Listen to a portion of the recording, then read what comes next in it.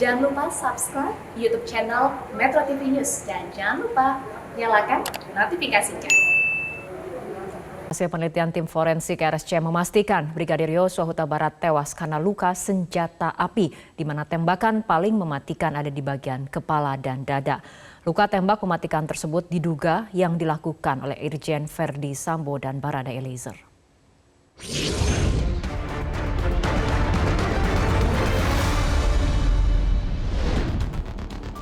Tim forensik RSCM telah menyerahkan hasil autopsi ulang Brigadir Yosua kepada Bareskrim Polri pada Senin siang. Dari hasil analisa tim forensik, kematian Brigadir Yosua di rumah Irjen Verdi Sambo disebabkan oleh tembakan yang bersarang di bagian dada dan kepalanya. Tidak ada kekerasan di tempat lainnya. Saya bisa pastikan di sini dengan penelitian kami tidak ada kekerasan selain kekerasan senjata api seperti itu. Dan memang yang fatal adalah dua, yaitu di dada dan di kepala. Itu yang fatal.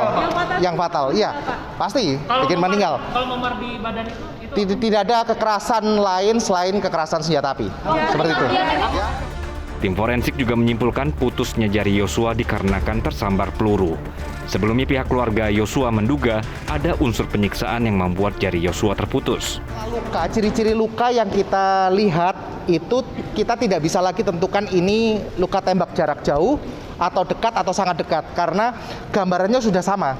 Ya, tidak ada ciri-ciri seperti kelim api ataupun kelim tato, sudah tidak ada lagi, sehingga kami juga sudah tidak bisa mengidentifikasi ini apakah jauh, dekat atau sangat dekat begitu, ya. Dokter, terkait jarinya patah itu juga akibat apa ya? Itu adalah yang jarinya itu adalah trajektori ya, arah alur lintasan anak peluru. Jelas sekali keluar dan mengenai jarinya. Jadi itu memang alur lintasan. Nah, jadi kalau bahasa awamnya mungkin tersambar ya, seperti itu. Itu dua jari ya. Berapa jari? Ada dua ya, di kelingking sama jari manis tangan kiri. Kiri ya. Dalam perkembangan kasusnya, Brigadir Yosua disebut ditembak oleh Barada E atas perintah Irjen Verdi Sambo. Eliezer diduga menembak dari arah depan dan Sambo disangka pula ikut menembak Yosua. Sambo diduga 2 kali menembak dan diduga diarahkan ke bagian kepala Yosua. Setelah menembak Yosua, Sambo menembakkan pistolnya ke arah dinding dan berdasarkan hasil autopsi ulang, ada 5 luka tembak masuk ke tubuh Brigadir Yosua dan 4 luka tembak keluar tubuh. Dengan putusnya jari Yosua sebagai akibat dari sambaran peluru, maka menjadi pertanyaan bagaimana posisi tubuh Yosua saat dieksekusi. Sebelumnya, Komnas HAM juga memiliki analisa tidak adanya penyiksaan terhadap Yosua.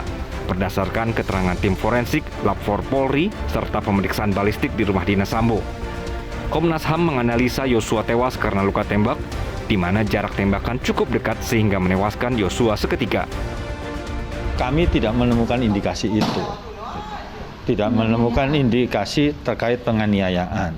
Jadi ini tentu saja didasarkan pada keterangan yang ada di Komnas, bukti-bukti yang ada, plus juga dari soal kerangka waktunya, gitu. Kerangka waktu artinya dari CCTV, rekaman CCTV ini itu yang kemudian indikasi soal penyiksaan itu menjadi sangat kecil. Berarti hanya luka tembak gitu, Pak? Ya, dari keterangan itu memang luka tembak saja. Brigadir Yosua Huta Barat tewas di rumah Irjen Pol Verdi Sambo di Duren 3, Jakarta. Saat ini sudah ada 5 orang tersangka pembunuhan, yaitu Irjen Verdi Sambo, Barada Eliezer, Bribka Reza Ramli, dan seorang supir bernama Kuat Maruf. Istri Verdi Sambo, Putri Chandrawati, juga telah menjadi tersangka pembunuhan Yosua. Tim Liputan Metro TV. Pemirsa, lalu apakah hasil otopsi ulang yang baru saja diserahkan tim dokter forensik gabungan ke Bareskrim Polri bisa mengungkap kejadian pembunuhan Brigadir Yosua dan sejumlah fakta terkait kematian Yosua yang terungkap dalam rapat kerja di Komisi 3 DPR bersama Kompolnas, Komnas HAM, dan LPSK. Kita akan segera membahasnya bersama dengan anggota Kompolnas Albertus Wahyu Rudanto. Selamat malam, Pak Wahyu. Selamat malam, Mbak Fitri. Oke, Pak Wahyu, rapat dengar pendapat dengan Komisi 3 sudah berakhir. Tadi sekitar pukul 17.40, tim forensik juga sudah menyerahkan mengenai hasil otopsi ulang kepada Bareskrim. Bagaimana kemudian hal ini akan berdampak pada arah perkembangan penyelidikan kasus ini selanjutnya? Terima kasih, Mbak Fitri. Jadi ini sesuai dengan tugas pokok dari Kompolnas ya. Kompolnas kan tugasnya pertama sebagai pengawas fungsional, kedua kita mengawal kasus ini. Dengan adanya penjelasan-penjelasan lebih konkret ini, harapan Kompolnas akan semakin fokus penyelidikannya karena janji Kapolri untuk menggunakan scientific crime investigation itu betul-betul menjadi pedoman. Nah, kalau selama ini kan muncul perdebatan yang begini, begitu, dan sebagainya. Nah, tadi dari Dr. Adi Firmansyah kan sebagai ahli forensik sudah menjelaskan mengenai beberapa hal hasil temuannya. Dan posisi Dr. Ade kan sebagai ahli, keterangan ahli, maka keterangan itu nanti kan usernya adalah penyidik. Nah, Kompolnas akan mendorong dan mengawal ini terus karena dengan adanya data-data yang saintifik, maka diharapkan akan semakin fokus sehingga prosesnya dalam pemeriksaan nanti di pengadilan akan semakin tidak melebar kemana-mana, jadi tidak muncul cerita-cerita lain-lain karena patokannya ini. Dan tadi dalam rapat dengar pendapat juga sudah jelas posisi kita, walaupun sempat dipersoalkan posisi Kompolnas sebagai pengajuan sebagainya, tetapi Prof. Mahfud tadi sebagai ketua Kompolnas bisa menjelaskan dan meneruskan bahwa memang posisi Kompolnas pengawas tapi juga sebagai mitra, maka hal yang tidak betul, yang tidak benar, yang perlu diluruskan itu kita kawal terus. Kira-kira begitu konstruksi dari perjalanan proses ini, Mbak. Ya. Baik, Pak Wahyu, tadi Anda mengatakan Kompolnas bertugas sebagai pengawas dari kinerja Polri. Nah, dari pengawasan ataupun pemantauan Kompolnas sendiri, bagaimana kesolidan polisi dalam penanganan kasus Verdi Sambo ini? Pemirsa, kita akan lanjutkan kembali perbincangan. Pak Wahyu, Anda tadi mengatakan Kompolnas sebagai pengawas dari kinerja Polri. Nah, bagaimana sebetulnya kesolidan polisi dalam penanganan kasus Verdi Sambo ini? Karena tadi dalam rapat dengar pendapat juga dipertanyakan, betulkah ada Jenderal Bintang 3 yang akan mengancam mundur jika Sambo tidak menjadi tersangka? Terima kasih Mbak Fitri. Jadi begini, tadi memang muncul desakan dari teman-teman Komisi 3 untuk Pak Mahfud mengungkapkan nama Bintang 3 yang keberatan. Tapi sebetulnya saya mau menceritakan suasananya, nuansanya. Kejadian tanggal 8 Juli, kemudian diumumkan 11 Juli, ini kan hampir 1 bulan tidak ada ini Mbak, tidak ada progres kan. Jadi maju mundur, kemudian kelihatannya seperti sulit. Nah, kami Kompolnas kan mengawal dan menganalisis sesuai dengan perintah Pak Mahfud kepada kita. Setelah kita analisis, ternyata persoalannya problem internal. Jadi di internal itu ada yang ingin menutupi, ingin menjaga, ingin melindungi karena berbagai alasan. Ada yang alasan karena kedekatan emosional, ada yang alasan karena loyalitas buta, ada alasan karena ketergantungan dan sebagainya.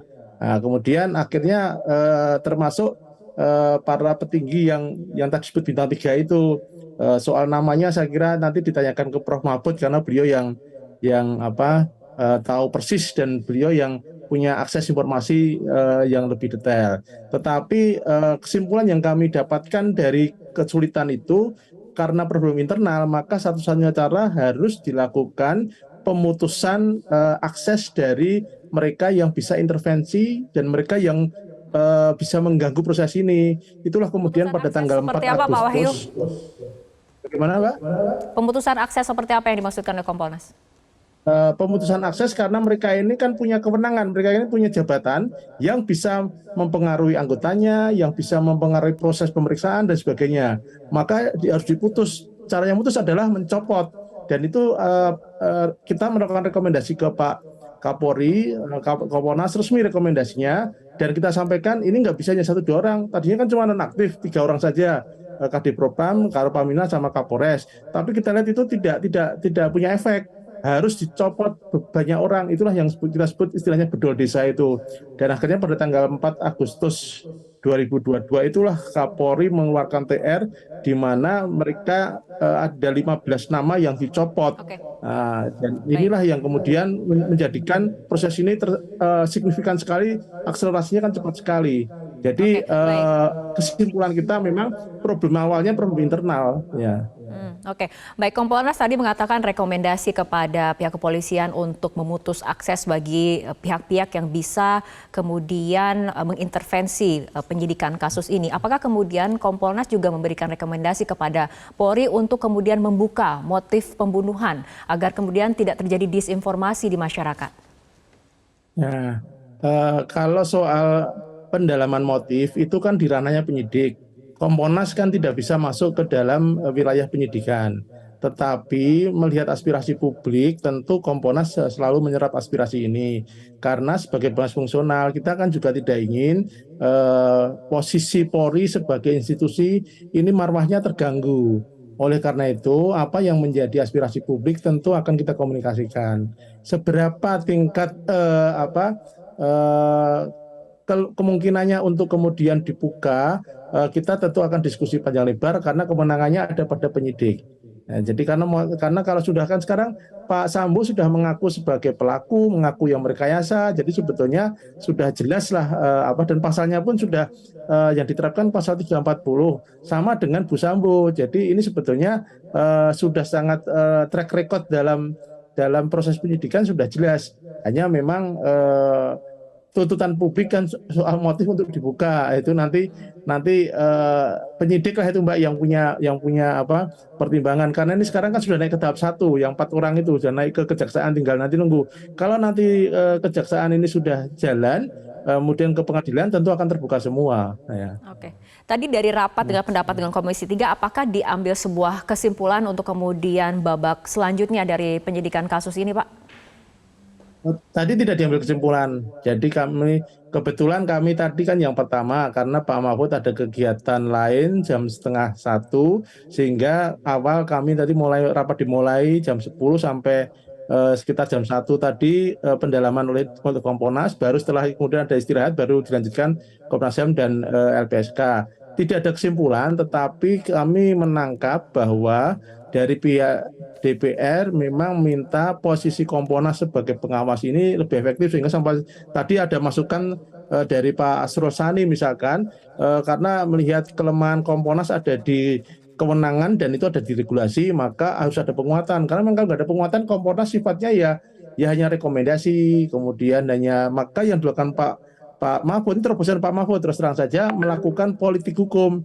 Jadi hal-hal yang kira-kira menghambat di proses ini oleh Pak Mahfud dilemparkan ke publik dulu. Ternyata dengan model begitu efektif. Kemudian polisi begitu dilempar, kemudian menjadi atensi publik. Dalam tanda petik ada tekanan publik untuk Polri lebih cepat. Jadi tadi Pak Mahfud secara terbuka menyampaikan memang hukum di Indonesia harus ada politisasi ketika harus memberikan pressure untuk hal-hal yang mendapat hambatan kendala-kendala internal seperti yang terjadi pada kasus ini. Gitu. Oke, tapi dari Komponas sendiri artinya seperti apa melihat perkembangan penyidikan kasus ini terutama pasca adanya hasil otopsi ulang yang diserahkan ke tim Bareskrim? Kami melihat kemajuan pesat, Mbak, karena dengan adanya otopsi ulang yang sudah terbuka ini, setidaknya yang selama ini menjadi spekulasi publik kan sudah tersimpulkan seperti kesimpulan yang disampaikan Dr. Rade Firmansyah tadi. Artinya ini saintifik sudah mulai bicara. Nah, dengan saintifik bicara nanti tentu ada keberatan, tapi keberatan ini kan dibatas juga dengan saintifik. Jadi saya kira ini menjadi semakin fokus sehingga perdebatan-perdebatan karena asumsi itu lama-lama kan hilang karena akhirnya semuanya sepakat bahwa scientific crime investigation ini menjadi panduan utama. Ya. Oke, Pak Wahyu, kita akan lihat bersama bagaimana kemudian pasca RDP dan kemudian hasil otopsi ulang kemana kemudian arah penyidikan nantinya. Baik, terima kasih Pak Albertus Wahyu Rudanto, anggota Komponas telah berbincang bersama kami malam hari ini dalam Prime Time News.